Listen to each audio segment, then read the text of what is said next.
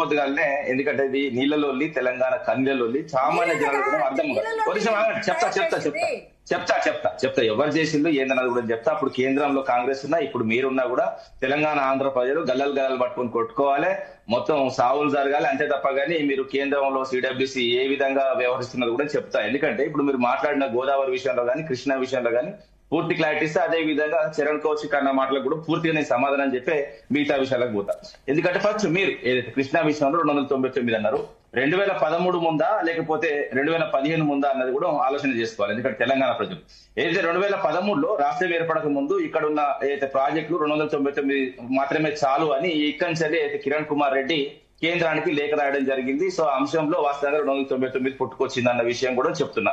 ఎందుకంటే వాస్తవంగా అయితే ముఖ్యంగా అయితే గోదావరి అయితే కృష్ణా నది మీద వాస్తవంగా అయితే 2 సంబంధించి ట్రిబ్యునల్స్ వేసినా, మొదటి ట్రిబ్యునల్ సంబంధించి ఇప్పుడు మీరు లెక్కలు చెప్పారు, 2వ ట్రిబ్యునల్స్ వాస్తవంగా ఫైనల్ అవార్డు రాలేదు. ఫైనల్ అవార్డు అయ్యేదాకా అదే ఉంటదన్న విషయం అందరికీ తెలుసు. చిన్నపిల్లగాని గిచ్చి లేపినా కూడా అదే తెలుస్తుంది. ఇంకోటి ఏంటంటే రాష్ట్రం ఏర్పడిన తర్వాత మా దగ్గర తెలుసు నీటి ఋషి విద్యాసాగర్ రావు కంటే సునీత గారు కానీ, చరణ్ కౌశిక్ గారు, రామ్మూర్తి గాని వాస్తవంగా ఎవరం కూడా తెలియకలం కాదన్న విషయం కూడా తెలుసు. ఏదైతే వాస్తవంగా అంతరాష్ట్రాలకు సంబంధించి ఏదైతే మీటింగ్ ఏది జరిగిందో అంతరాష్ట్ర మీటింగ్ కు నేతృత్వం వహించింది విద్యాసాగర్ రావు గారు. ఏదైతే మీరు మాట్లాడుతున్న 299 టీఎంసీలకు సంబంధించి అక్కడ జరిగింది. మినిట్స్ బుక్ లో 7th పేరా చదివి వినిపిస్తా.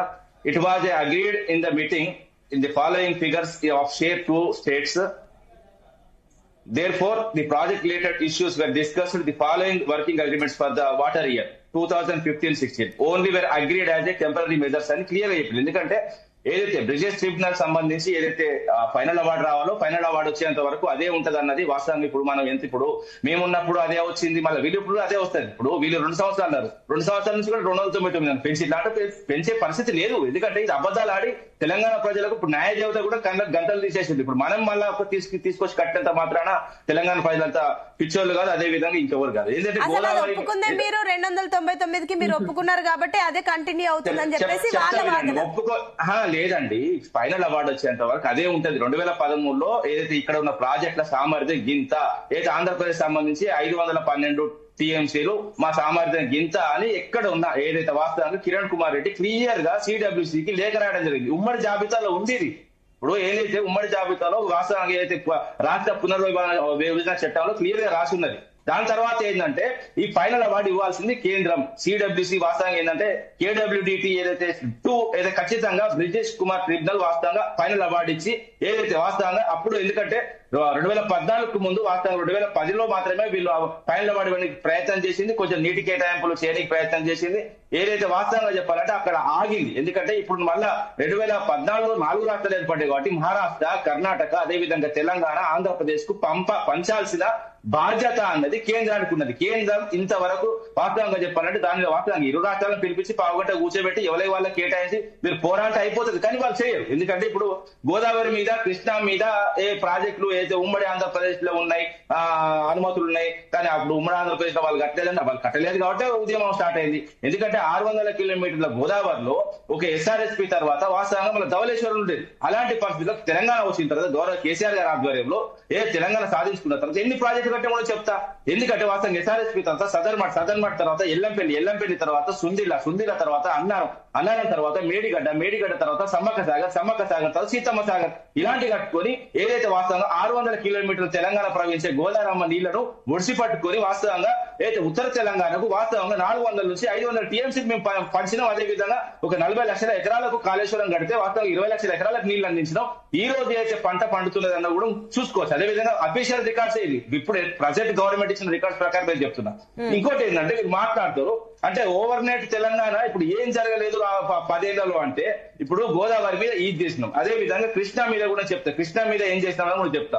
ఏదైతే వాస్తవంగా పాలమూరు రంగారెడ్డి లిఫ్ట్ ఇరిగేషన్ సంబంధించి అయితే మిత్రుడు జూరాల దగ్గర కడితే వాస్తవంగా అయిపోయి ఇంత ప్రాజెక్ట్ కాస్ట్ పెరిగిందంటే ఇప్పుడు ప్రజెంట్ అందరం పోదామండి జూరాలకు. క్రాప్ హాలిడే ప్రకటించారు. అక్కడ పంటల ఏడికి నీళ్లు లేవని క్లియర్ చెప్పారు. అక్కడ నీళ్లు లేవు కాబట్టి ఎందుకంటే జూరాలలో ప్రాజెక్ట్ నిర్మాణం చేస్తే వాస్తవంగా 30 రోజుల 7 టీఎంసీలు తోడుకోవచ్చు. అదే విధంగా ఏదైతే మేము శ్రీశైలం దగ్గర తీసుకొచ్చినామో 200 రోజులు దాదాపు 217 టీఎంసీలు అక్కడ ఉంటాయి కాబట్టి దాన్ని కట్టుకునే ప్రయత్నం చేసినాం, ఎక్కువ నీళ్ళు రావాలని ప్రయత్నం చేసినాం. సరే ప్రజల కోసం పైసలు ఎక్కువ అయితే, ఎందుకంటే ప్రాజెక్ట్ కాస్టులు నాగార్జున సాగర్ కట్టినప్పుడు ఎంత ఉండే, దాని తర్వాత దాని ఎంత పెరిగింది, శ్రీశైలం ఎంత పెరిగింది, ఇవన్నీ మాట్లాడుకుంటే ఏంటంటే సిమెంట్ ఐరన్ ఇవన్నీ పెరుగుతూ ఉంటాయి ఇయర్ ఇయర్. సరే అవన్నీ తర్వాత మాట్లాడుకుంటాం. ఎందుకంటే ఇప్పుడు కృష్ణా మీద ఏదో మేము వచ్చిన తర్వాత ఏదైతే దిండి లిఫ్ట్ ఇరిగేషన్ ప్రాజెక్టు ఏదైతే గౌరవ విద్యాసాగర్ రావు పేరు మీద వాస్తవంగా 6,500 కోట్లు ఖర్చు చేసి 3,50,000 ఎకరాలను నీళ్ళు అందించే కార్యక్రమం ముందు పెట్టుకున్నాం. అదేవిధంగా కోయిల్ సాగర్ 2014 ముందు 0 ఒక్క ఎకరానికి కూడా నీళ్ళు అందించలేదు. మేము వచ్చిన తర్వాత 38,250 ఎకరాలకు నీళ్ళు అందించాం.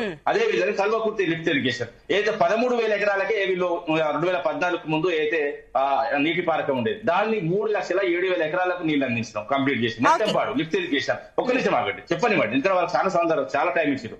2014 ముందు నెట్టంపాడు 2,000 ఎకరాలకు నీళ్ళు అందించారు. మేము వచ్చిన తర్వాత 1,42,000 ఎకరాలకు నీళ్ళు అందించాం. అదే విధంగా భీమా లిఫ్ట్ ఇరిగేషన్ 12,000 ఎకరాలు 2014 ముందు, మేము వచ్చిన తర్వాత 1,58,000 ఎకరాలకు నీళ్లు అందించడం. అదే విధంగా తుమ్మిల నుంచి 55,000 ఎకరాలకు నీళ్లు అందించి దాదాపు దక్షిణ తెలంగాణకు సంబంధించి 10 లక్షల ఎకరాలకు నీళ్లు అందించడం.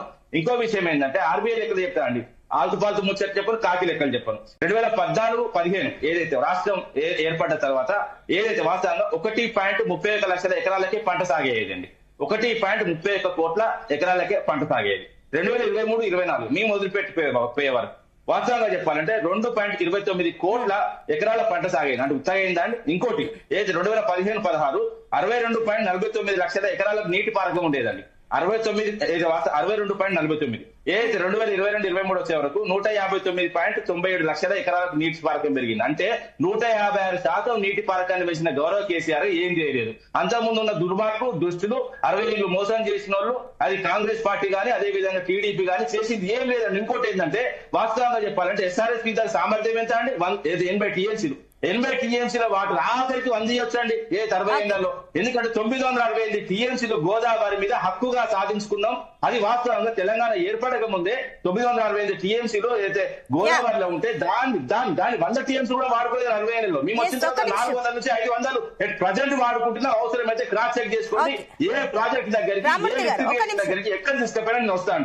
మళ్ళీ వస్తానండి, ఒక నిమిషం. చరణ్ కౌశిక్ గారు, సో ఆల్మోస్ట్ తెలంగాణకు సంబంధించి 70% క్యాచీ ఏరియా ఉంది, దీన్ని మనం యూటిలైజ్ చేసుకోవట్లేదు, 100% యూజ్ చేసుకోవట్లేదు. సరే వాళ్ళ గురించి ఏం చేస్తారని పక్కన పెడితే 2 ఏళ్ల నుంచి మీరు ఉన్నారు పవర్ లో. ఇందాక రామూర్తి గారు కూడా అదే పాయింట్ చెప్పారు. 2 ఏళ్ల నుంచి మీరేం చేస్తారు, అదే 299 టీఎంసీల నీళ్లు గురించే వాడుకుంటున్నారు తప్ప ఇంకా పెద్దగా ఏం చేయట్లేదు.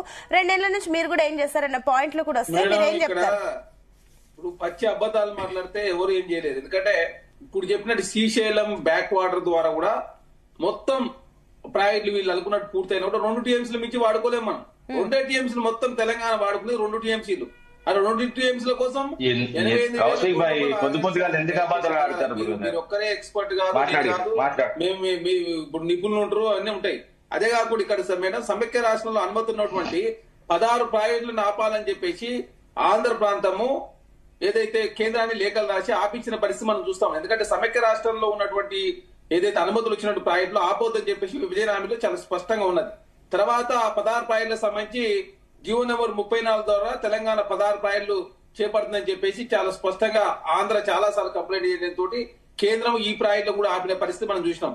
రేలంపాడు బ్యాలెన్సింగ్ రిజర్వాయర్ కావచ్చు, గట్టు బ్యాలెన్సింగ్ కావచ్చు, తర్వాత చాలా ప్రాజెక్టులు పులిచింతల షోరూమ్ నుంచి వేములూరు కావచ్చు, చాలా ప్రాజెక్టులు. అదే కాకుండా 2021 నుంచి 24 వరకు 44 ప్రాజెక్టులకు సంబంధించినటువంటి పాలమూరు రంగారెడ్డి ప్రాజెక్టు కావచ్చు, డిండి భీమా కావచ్చు, భక్త రామదాస్ సహా మరో 42 ప్రాజెక్టులు అడ్డుకోవాలంటూ 2021-24 రాసిన లేఖలను వీటికి జత చేసి ఇప్పుడు కేంద్రము తెలంగాణ రాష్ట్రానికి పంపించినటువంటి పరిస్థితి మనం చూస్తా ఉన్నాం. కాబట్టి పాలమూరు రంగారెడ్డి అడ్డుకోవడం 2015 నుంచి 2017 వరకు చంద్రబాబు నాయుడు గారు 5 లేఖలు రాసిండు. అప్పుడు ముఖ్యమంత్రి ఎవరు? మరి చంద్రబాబు నాయుడు గారు ముఖ్యమంత్రి అక్కడ ఉంటే ఇక్కడ కేసీఆర్ గారు ముఖ్యమంత్రి ఉన్నారు. వారు పట్టిసీమ కట్టుకున్నప్పుడు అసెంబ్లీలో ప్రశ్నిస్తూ మాట్లాడుకొని వరద జలాలు వాడుకొని చెప్పింది వాళ్ళే. కాబట్టి పాలమూరు రంగారెడ్డి వరద జలాల పంపకం జరగాలి కౌశిక్ భాయ్. వరద జలాల క్లారిటీ నేను మళ్ళీ క్లారిటీ వరద జలాలు పెంచాలి 3000 నా మాట ఎక్స్పర్ట్ కాదండి, నేను చెప్పేది వినండి కౌశిక్ గారు. నేను డిస్టర్బ్ చేయలేదు. ఒక నిమిషం రామూర్తి గారు, ఒక నిమిషం అండి. కౌశిక్ గారు ఒక పాయింట్ అయితే క్లియర్ గా ఉంది, వాడుకోమని చెప్పలేదు కానీ ఏదైతే వృధాగా వెళ్తున్న నీళ్ళని 2 రాష్ట్రాలు కలిసి సమానంగా వాడుకోండి, దాన్ని మీరు మాట్లాడుతూ చర్చించుకొని యూజ్ చేసుకోండి అని చెప్పేసి పాయింట్. సునీత గారు ఒక్క నిమిషం. 3000 టీఎంసీలు ఒకవేళ వరద జలాలు అంటే వాస్తవంగా గోదావరి నుంచి వాస్తవంగా బంగాళాఖాతంలో కలిస్తే ఒకవేళ 3000 టీఎంసీలు ఉంటే అందులో 2000 టీఎంసీలు తెలంగాణకు రావాలి, 1000 టీఎంసీలు వాళ్ళకి పోవాలి. తేల్చిన తర్వాత ప్రాజెక్టు నిర్మాణం చేయమన్నది అప్పుడు మా ప్రభుత్వం ఇప్పుడు కూడా గది చెప్తున్నాం. తేలిక ముందు రాయలసీమ అసలు సేవ కావాలని కోరుకున్నాం కానీ తేల్చిన తర్వాత అంతే తప్ప తేల్చక ముందు మేము ప్రాజెక్టు కట్టుకోమన్నాం అన్నది అబద్ధం. ఇంకోటి 38-39 లీటర్లు ఎవరో కేసీఆర్ గారు రాసింది వివిధ సందర్భాల్లో ఎన్ని లీటర్లు రాసింది అన్నది వాస్తవంగా హరీష్ రావు విత్ డేట్ తో పాటు లెటర్ రాసిన విషయాలు. అదే సమయంలో రాయలసీమలో 350 టీఎంసీల పైగా స్టోరేజ్ రిజర్వాయర్లు నిర్మించుకున్నారు. శ్రీశైలాన్ని గండి కొట్టేలా పోతిరెడ్డిపాడు సామర్థ్యాన్ని పెంచుకున్నారు. ఆగండి సార్, నువ్వు మళ్ళీ మధ్యలో రాక సార్ బుక్ అయింది మీ ముచ్చు మరి. అరే సార్ నువ్వు మాట్లాడాక మీరు మాట్లాడితే మీరు ఎందుకంత ఓపిక లేకుండా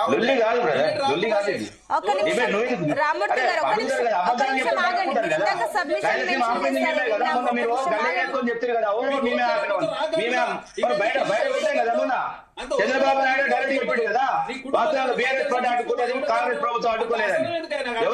ఎవరికి తొత్తరాదు ఎన్సీఆర్ ప్రభుత్వం నడతలేదు. ఏంది ఈ అమ్మాయింది ముఖ్యమంత్రి అయితే అమ్మాయి నీ ముఖ్యమంత్రి అయితే నీ అమ్మాయిని నువ్వుకుంటావా?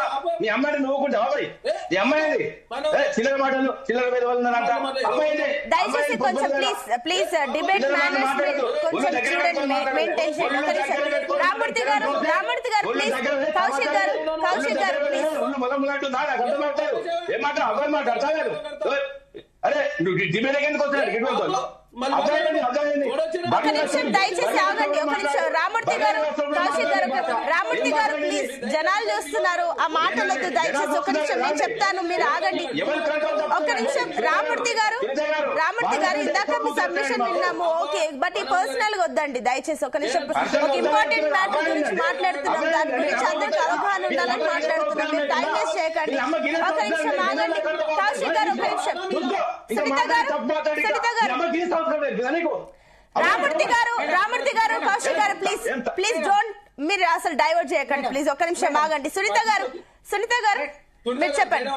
ఒక నిమిషం, I'll come back to you. Kaushik గారు ప్లీజ్ ఒక నిమిషం ఆగండి, I'll come back to you.